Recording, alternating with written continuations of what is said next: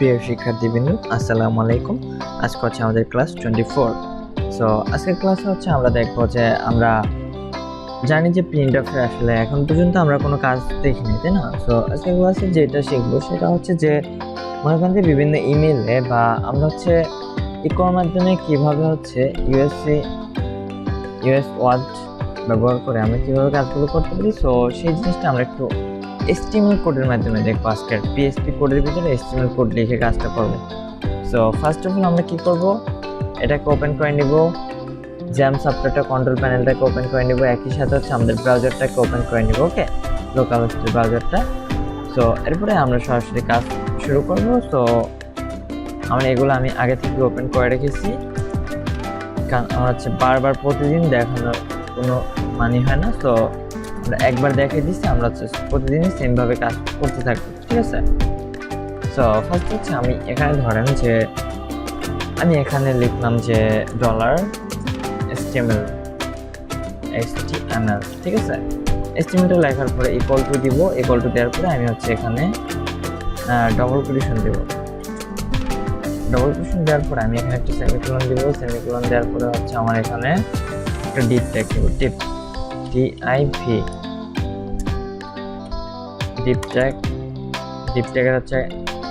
ট্যাগের কাজ কি সেটা আমরা জানি, যে ডিপ ট্যাগের কাজ হচ্ছে একটা পয়েন্টকে ভাগ করা, মানে সেকশনগুলোকে ভাগ করা, তাই না? সো এখানে হচ্ছে আবারও ডিপ ট্যাগে লিখবো ডিপ। সো ডিপের পরের সেকশন হচ্ছে আমি এটার ভিতরে যাব, এখানে লিখবো হচ্ছে একটা H1 ট্যাগ, H1। এটার আগে পরে কি হবে আমাদের, এটার ভিতরে হবে H1। এটা একটা ওপেনিং পার্ট আর একটা হচ্ছে আমাদের ক্লোজিং পার্ট, তাই না?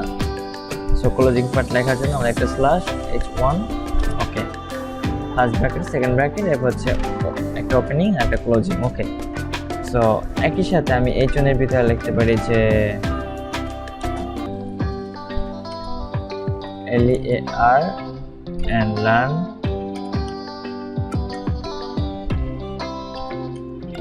learning and earning, সেম জিনিসটা আমি S2 এর ভিতরে লিখবো। আমি লিখলাম এখানে S2, লার্নিং অ্যান্ড আর্নিং, ওকে। আমি ফার্স্ট একটু S1টার কাজটা দেখি। আমি যখন এটাকে রিলোড দিব, H1 পরিমাণ একটা জায়গা নিয়ে এখানে আসবে। এটা প্রিন্ট করার জন্য আমাদের আর একটা কাজ করতে হবে, ইকো।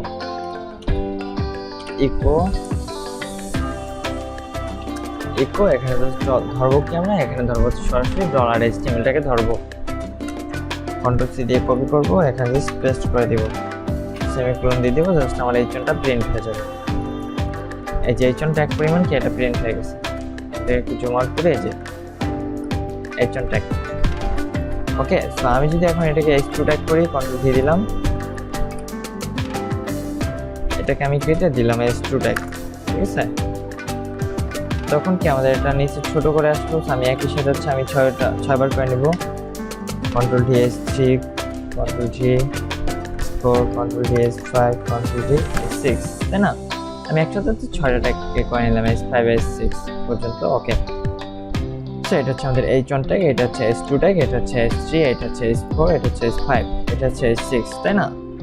সো এইভাবে করে আমরা খুব সিম্পল ভাবে হচ্ছে HTML-টাকে ইকোর মাধ্যমে সাজিয়ে নিলাম। একই সাথে আমরা কন্ট্রোল ডি দিয়ে আমরা P-ট্যাগে সাজাতে পারি, P-ট্যাগ, লার্নিং অ্যান্ড আর্নিং ডেভেলপমেন্ট, এটা হচ্ছে আমাদের P-ট্যাগ, ওকে। সো এতটুকু আমরা আশা করি সবাই সুন্দরভাবে, ক্লিয়ারভাবে, সিম্পলভাবে বুঝতে পারলাম। সো এখন আমরা যেটাকে দেখাবো সেটা হচ্ছে, দেখেন আমি এগুলোকে কন্ট্রোল-Z দিয়ে ব্যাগে যাই,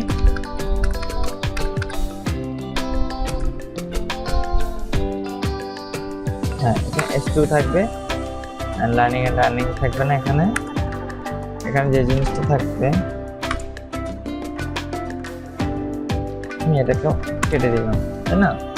তো আমি এখন যেটা করবো, এখানে আবার নেব dollar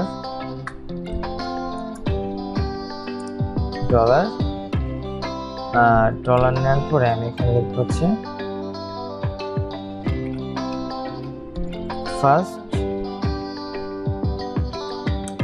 first equal to object, আপডেটটাকে লিখবো। সো আপডেটটা লেখার পরে কি করতে হবে আমাদের এখানে অবশ্যই সিঙ্গেল কোলন বা ডবল কোলন যেটা দিয়ে একটা দিয়ে দিতে হবে। ওকে, একই সাথে আমি এটাকে কপি করি, কন্ট্রোল টি,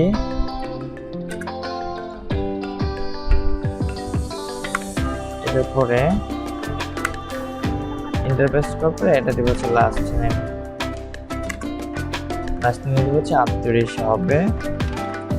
সো এখন হচ্ছে আমরা এটাকে কিভাবে ধরতে পারি আমাদের HTML কোডের ভিতরে, তাই না? সো এখানে কি করবো, জাস্ট ভেরিয়েবল গুলোকে ধরবো, কন্ট্রোল সি, h1 এর ভিতরে দিব ফার্স্ট, যে ফার্স্টটাকে কপি করি, কন্ট্রোল সি, আর দ্বিতীয়টার ভিতরে দিব হচ্ছে S2 এর ভিতরে দিব এটা লাস্ট নেমটা। ওকে, এখন রিলোড দিব, আমার আব্দুর-ইশা কথাটা চলে আসছে, তাই না? সো এখন যদি আমরা এখানে ইউসি ওয়ার্ডসটাকে ব্যবহার করতে চাই, সেক্ষেত্রে দেখেন এখানে কত পরিমাণ একটা ঝামেলার ফেস করে তারপর হচ্ছে আমাদের কাজটা করতে হয়, তাই না? আমরা এটা কয়ভাবে করতে পারি দেখেন, আমরা হচ্ছে এটা এখান থেকে করতে পারি ফার্স্টটাকে চেঞ্জ করে, বাট এটা আমরা যদি ইকোর জন্য করতে চাই, তো সেক্ষেত্রে আমাদের কি করতে হবে, এইখানে এই যে h1 ট্যাগের ভিতরে আমাদের যে h1 ট্যাগটা আছে এটার ভিতরে কি লিখতে হবে, ইউসি ওয়ার্ডস, WORTS ওয়ার্ডস, এটা কি একটা ফাংশন, তাই না? এরপরে এটার পরে আমার আরেকটা ফার্স্ট ব্র্যাকেট দিয়ে দিতে হবে। ওকে, সো ইউসি ওয়ার্ডস এটা যে একটা ফাংশন, এখন যদি আমি এটাকে রিলোড দেই, এটা কিন্তু ফাংশন অ্যাজ এ ফাংশন হিসেবে কাজ করবে না। কেন কাজ করবে না? ইউসি ওয়ার্ডস, কারণ এটা হচ্ছে কি, ও h1 ট্যাগটাও ধরতেই পারতেছে না যে এটা কোনো ফাংশন কিনা বা এটা কি আসলে, তাই না? সো এটাকে আমি কন্ট্রোল সি দিয়ে আমি এটার জন্য করি, একই সাথে এটা দেই অ্যান্ড এটাকে দিয়ে দেই। ওকে, সো এটার জন্য সেমভাবে আসবে, বাট অ্যাজ এ এটা যে ফাংশন সেটা আমাদের ধরে দেওয়ার জন্য আমাদের কতটা ডিফিকাল্টভাবে করতে হয় দেখেন। ইকোর জন্য এখন কি করতে হবে, এটার পরে আমাদের এখানে একটু পুরোটা সিলেক্ট করার পরে আমার এখানে কি করতে হবে, একটা ডবল কোটেশন দিতে হবে। এরপরে কি করতে হবে, এখানে একটা ডট সিম্বল দিতে হবে, ডট।